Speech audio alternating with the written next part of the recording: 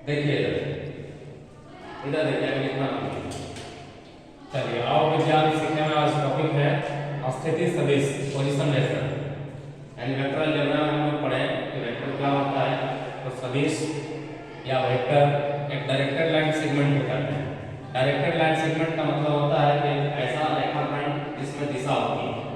रेखाखंड है तो उसका लंबाई होगा, तो उसके लंबाई को परिमाण कहेंगे, और यदि उसमें डायरेक्शन है जो उसका दिशा बताता है तो दिशा भी हो गया और परिमाण भी है, तो एक सदिश हो गया। इसी को तो बोलते हैं वैसी राशि जिसमें दिशा और परिमाण दोनों। तो मैथ में वेक्टर का डिफिनेशन आप यही बताइएगा कि directed line segment is called vector, यानी एक ऐसा रेखाखंड जिसमें दिशा होता है सदिश का होता है।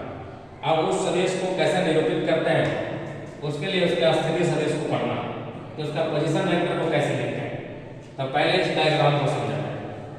हमने यहाँ 3D फोटो बनाया, यानी 3D एक्सिस बनाया ऐसे। पहले आप दो एक्सिस जानते थे कि ये एक्स एक्सिस है, ये वाई एक्सिस है, और ये इधर तीसरा बनाया ये ऐसे लंबवत है। इधर देखिएगा, ये जो हम इधर तीसरा एक्सिस खींचे हुए हैं ऐसे, ये ऐसे नहीं है, ये इसके लंबवत है ऐसे। ये तीन एक्सिस है, क्लियर है। तो इधर वाला एक्सिस को बोल दिया मान लीजिए एक्स, और जो ऐसे खींचे हुए हैं इसको बोल देते हैं वाई। इसको हम इधर खींच के दिखा रहे हैं, तो इसके जो परपेंडिकुलर है इसको जेड बोल देते हैं।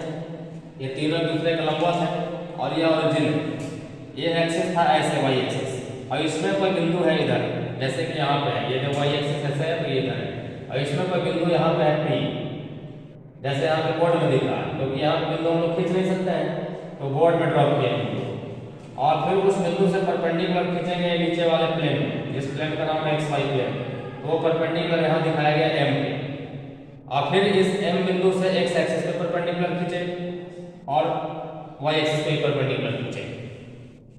अब हमको उस ओरिजिन से पहुंचना था पी बिंदु तक, तो पहले हम एक्स में चलेंगे यहाँ तक एन बिंदु तक, इस डिस्टेंस को एक्स बोलेंगे, और फिर यहाँ से चलेंगे वाई एक्सिस में, हम लोग पहुंचेंगे एम बिंदु पे, इस डिस्टेंस को वाई बोलेंगे, और फिर यहाँ से सीधे चले जाएंगे पी बिंदु पे, इस दूरी को बोलेंगे जेड, क्योंकि जेड एक्सिस में चलेंगे।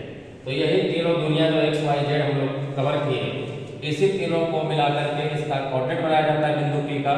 ये बिंदु पी का कोऑर्डिनेट बनाता है एक्स वाई जेड, क्योंकि 3D में हो गया। अब इस बिंदु P का कोऑर्डिनेट तो पता चल गया कि एक्स वाई जेड है। अब इसका हमको यदि स्थिति सदिश लिखना हो पोजीशन वेक्टर, तो पोजीशन वेक्टर लिखने के लिए O से P को ज्वाइन कर लेते हैं और एरो लगा देते हैं O से P की तरफ, इसी को वेक्टर R से भी डिनोट करते हैं। अब ये वेक्टर OP ही इसका स्थिति सदिश कहलाएगा। कैसे लिखते हैं वेक्टर OP को, तो देखिए बिंदु P का कोऑर्डिनेट हो गया एक्स वाई जेड, और बिंदु P का स्थिति सदिश OP बराबर, तो जो इसका कोऑर्डिनेट है एक्स वाई जेड, चूंकि ओरिजिन का कोऑर्डिनेट होता है 0 0 0, तो कोऑर्डिनेट का डिफरेंस से ले लिया जाता है, x और 0 का डिफरेंस, y और 0 का डिफरेंस, और z और 0 का डिफरेंस, तो x y z ही आएगा, और उसमें i j k कैप से मल्टीप्लाई कर दिया जाता है।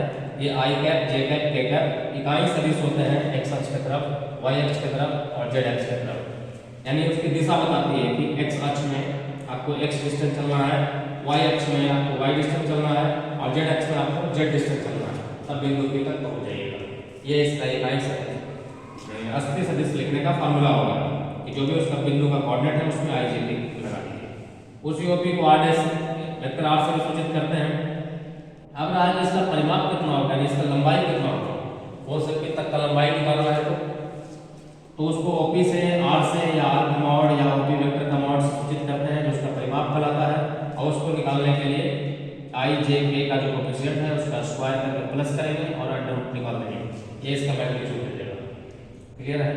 अब यहाँ बात की इसका दिशा कैसे बताएंगे सदिश से, तो इसका दिशा बताने के लिए एंगल का सहारा लेते हैं।